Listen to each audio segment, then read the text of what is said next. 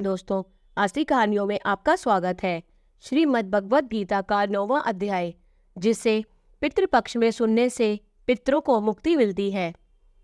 श्री कृष्ण जी बोले, हे अर्जुन, तुम में ईर्ष्या नहीं है, इसलिए यह अति गुप्त शास्त्रीय ज्ञान और अनुभव तुमसे कहता हूँ। इसे जानकर तुम्हारा अशुभ न होगा।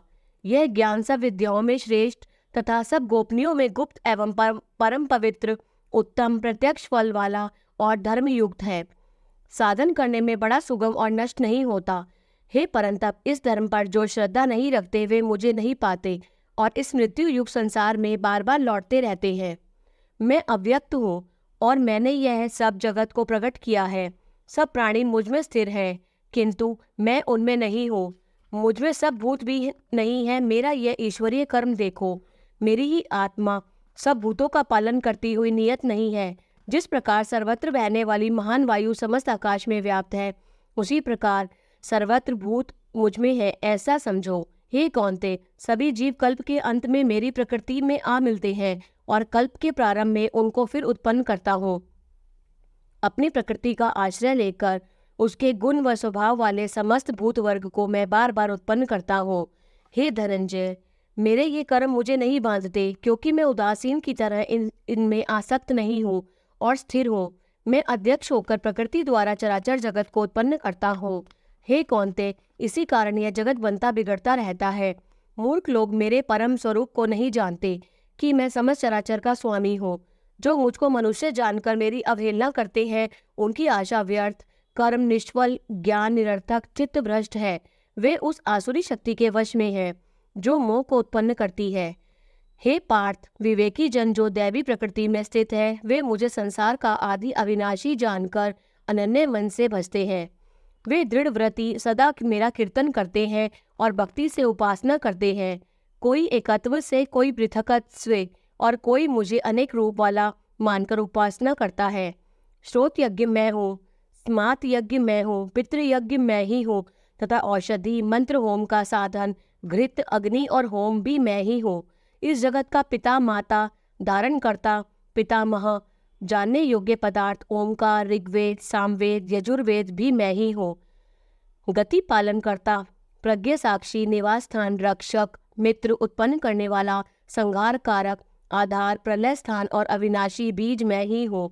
मैं सूर्य रूप से तपता हूँ, मैं ही वर्षा रोकता हूँ, मैं ही वर्षा करता हूँ तथा हे अर्जुन, मैं ही अमृत और मृत्यु भी हूँ तथा सत और असत भी हूँ। तीनों वेद्यों के ज्ञाता सोम पीने वाले पाप रहित यज्ञ द्वारा मेरी पूजा करके स्वर्ग चाहते हैं और इंद्रिय के पुण्य लोक में पहुंचकर स्वर्ग में देवताओं के योग्य दिव्य सुख भोगते हैं। वे उस विशाल स्वर्गलोक में सुख भोगकर पुण्य के क्षीण होने पर फिर मृत्यु लोक में आ जाते हैं। इस प्रकार तीनों वेदों के यज्ञादि धर्मों का पालन करने वाले, भोग की इच्छा रखने वालों का आवागमन होता रहता है। जो अनन्य भाव से चिंतन करते हुए मेरी उपासना करते हैं, उन नित्य योगियों के लिए मोक्ष क्षेम अर्थात स्नान, भोजनाच्छादन से इनकी मैं रक्षा करता हूँ। हे कौन्ते, जो दूसरे देवताओं के भक्त हैं और श्रद्धा से उन्हें पूजते हैं, वे भी मेरा ही पूजन करते हैं, परंतु यह पूजन विधि पूर्वक नहीं है। सब यज्ञों का भोक्ता और स्वामी मैं ही हूँ। जो मेरे इस व्रत को नहीं जानते हैं, वे आवागमन से नहीं छूटते हैं। देवताओं के पूजन वाले देवलोक को प्राप्त होते हैं, पितरों के पूजक पितृलोक को पाते हैं, यज्ञादिक के पुजारी यज्ञ लोक को जाते हैं और मेरा पूजन करने वाले मुझे प्राप्त होते हैं। भक्ति से पत्र, पुष्प, फल या जल को जो मुझको अर्पण करता है, उस शुद्ध अंतःकरण वाले व्यक्ति के भक्ति से दिए हुए पदार्थ को मैं बड़ी प्रसन्नता से ग्रहण करता हूँ। हे कौन्ते, जो तुम करते हो, खाते हो, वह सब मेरे अर्पण करो।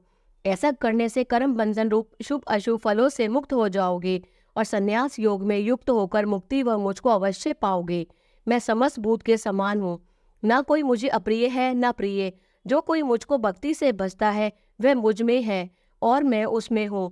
यदि कोई दुराचारी भी हो और अनन्य भाव से मेरा भजन करे, उसको मैं साधु ही मानता हूँ, क्योंकि उसने उत्तम मार्ग ग्रहण किया है। वह शीघ्र ही धर्मात्मा होता है और चिरस्थायी शांति को पाता है। हे कौन्ते, यह निश्चय करके जानो कि मेरा भक्त कभी नाश को प्राप्त नहीं होता। हे पार्थ, मेरा आश्रय पाकर नीच कुल में उत्पन्न स्त्रियां, वैश्य और शूद्र भी उत्तम गति को पाते हैं। फिर जो पुण्यवान भक्त, राजर्षि और ब्राह्मण हैं, उनकी तो बात ही क्या है।